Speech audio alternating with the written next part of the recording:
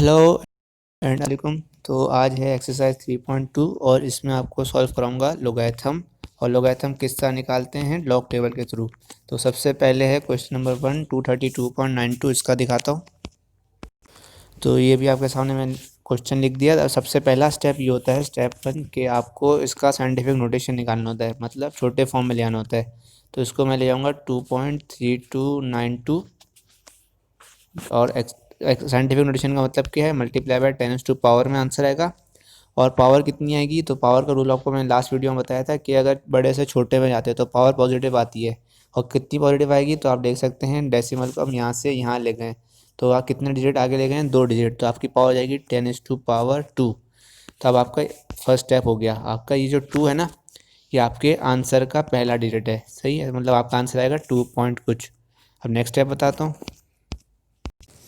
तो अभी आपके सामने ये देख सकते हैं, आपका नंबर आ गया 2.3292। तो अब ये है 5 डिजिट, इसको बनाना है 4 डिजिट। तो 4 डिजिट का मतलब ये है कि राउंड ऑफ करना होगा। तो राउंड ऑफ का मतलब ये है कि आपने सबसे पहले देखना है सेकंड लास्ट डिजिट, और सेकंड लास्ट डिजिट जो है उसके बाद आगे वाला देखना है। मतलब ये, अगर आपका ये सेकंड लास्ट डिजिट मतलब लास्ट डिजिट जो है वो 5 से बड़ा है, तो आपका जो सेकंड लास्ट डिजिट है मतलब 9, वो राउंड ऑफ हो जाएगा आगे की तरफ। मतलब अगर 9 है तो 1 हो जाएगा। और अगर ये लास्ट नंबर जो है वो 5 से छोटा है, तो आपका ये जो सेकंड लास्ट नंबर है वो एज इट इज़ रहेगा। तो आप देख सकते हैं कि लास्ट नंबर जो है वो 5 से छोटा है, तो ये एज इट इज़ रहेगा। तो ये आपका बन जाएगा 2.329। ये हो गया सेकंड स्टेप। अब थर्ड स्टेप बताता हूँ।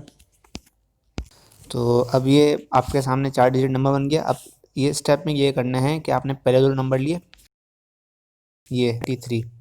अब ये जो होगा ना आपके लोगारिथम टेबल में रो होगी, और ये जो 2 है ये आपकी लोगारिथम टेबल में कॉलम होगी, सही है। ये मेन पॉइंट है। 23 रो होगी एंड कॉलम 2 होगी, मतलब पहले 2 डिजिट रो होंगे और इसके बाद वाला कॉलम होगा। अब आपको मैं लॉग टेबल की तरफ ले आता हूँ। तो ये मैंने लॉग लाइन बना दी लॉग टेबल पे, कि 23 पे मैंने एक लाइन खींच दी और कॉलम 2 से नीचे की तरफ लाइन खींच दी। अब ये जहाँ पर लाइन मिली है ना, वो चीज़ है। तो लाइन मिली है 3655। आपको ये नंबर याद रखना है, 3655। अच्छा, तो आपका नंबर आया था 3655। और अगर मैंने आपको जो लास्ट में दिखाया था कि जो हमारा लास्ट डिजिट था वो मैंने छोड़ दिया था, तो वो लास्ट डिजिट जो है ना वो आपका था 9। मैं आपको दिखाता हूँ। ये आप देख सकते हैं लास्ट डिजिट, मतलब उसको 4 में कर दिया था, तो लास्ट डिजिट हमारा 9 था। तो अब 9 का क्या काम होगा कि 9 जो है वो आप दोबारा लॉग टेबल पे ले आता हूँ। तो ये आपका 9 जो है वो यूज़ होगा इस मीन डिफरेंस के लिए। अब आपका जो रो थी ना वो तो एज इट इज़ रहेगी 23।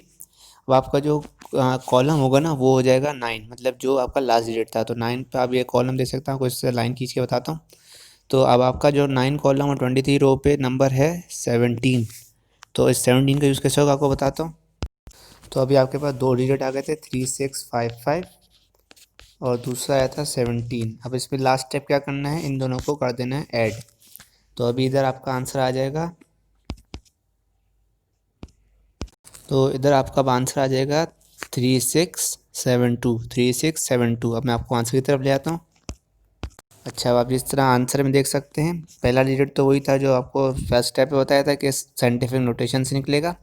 और जो लास्ट जो स्टेप था उसमें ये था कि आपने रो कॉलम से ढूंढ के ऐड करके निकाल लिया। तो आपका ये जो चीज़ है ये कहलाएगी लॉग ऑफ जो क्वेश्चन है, और वो इसका आंसर, सही है। नेक्स्ट पे चलते हैं। अच्छा, नेक्स्ट भी आप देख सकते हैं, ये भी पॉजिटिव है, तो ये भी आपको सॉल्व नहीं कराऊंगा। इसका भी स्टेप वही सेम है कि आपको पहले साइंटिफिक नोटेशन निकालना है, मतलब उसको 2.9326 फॉर्म में ले आना है। देन आपने उसका वही रो और कॉलम लेके उसको पहले 4 डिजिट में कन्वर्ट करना है, और देन इसका रो और कॉलम लेके इसको ऐड करके आंसर आ जाएगा। आपको अब दूसरे पे दिखाता हूँ। तो आप ये वाला जो है ना, आपको ये मैं बोर्ड पे करके दिखाता हूँ। तो अभी आपके सामने नंबर लिखा हुआ है, तो फर्स्ट स्टेप तो ये बिल्कुल सेम है कि साइंटिफिक नोटेशन लेंगे। तो साइंटिफिक नोटेशन मतलब क्या, ये इसका आंसर आ जाएगा 3.2, मतलब 3 तक ले आने आप डॉट। अब साइंटिफिक नोटेशन का मतलब ये 10 तो आएगा ही आएगा। 10 के ऊपर पावर क्या आएगी, नेगेटिव। नेगेटिव क्यों आएगी, क्योंकि आप छोटे से बड़े पे जा रहे हैं। तो जब छोटे से बड़े पे जाते हैं तो साइन आती है नेगेटिव।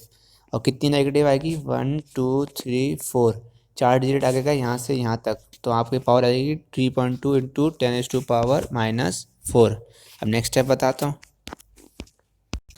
अच्छा, अब नेक्स्ट स्टेप भी वो बिल्कुल पुराना जैसा है कि आपकी ये जो पावर है ये आपके आंसर का पहला पहला बन जाएगा, मतलब आंसर में आएगा -4, और -4 को 4 के ऊपर बार इस तरह भी शो करते हैं। सही है। नेक्स्ट स्टेप क्या है? तो नेक्स्ट स्टेप क्या है कि अब आपको अपना क्वेश्चन भूल जाना है। अब आपके पास ध्यान में रखना है यही चीज़। इस तरह आपको लास्ट में बताया था कि 4 डिजिट बना के आपको भूल जाना है। अब इसमें तो अगर आपका 4 डिजिट नहीं है तो 4 से तो कम है, तो उसका भी कोई इशू नहीं है।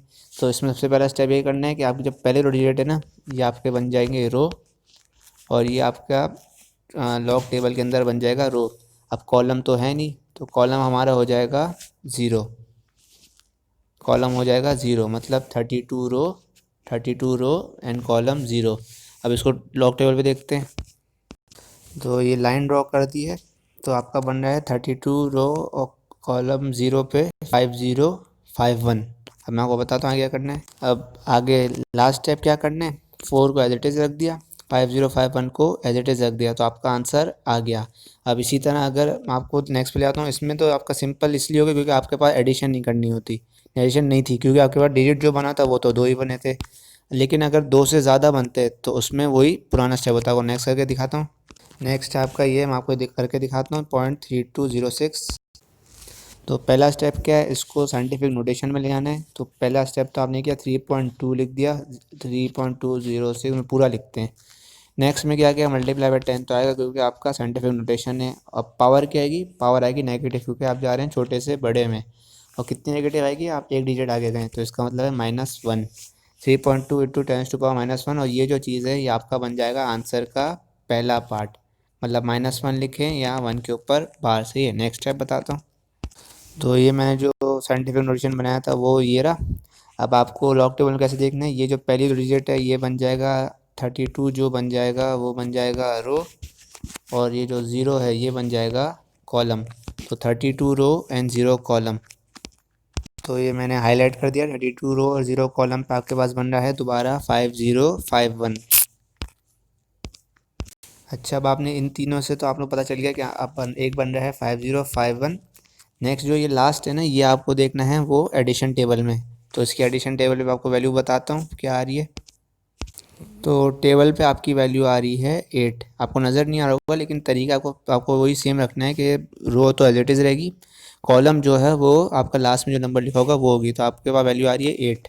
लास्ट स्टेप क्या करना है, लास्ट स्टेप आपको क्या करना है, 5051 प्लस 8, ये आपका बन जाएगा 5059। अब आपको आंसर की तरफ ले आता हूँ। तो आंसर का फॉर्मेट वही सेम है कि लॉग और क्वेश्चन। पहले चीज़ आपको बताया किस तरह निकाली, और आखिरी में बना 5059।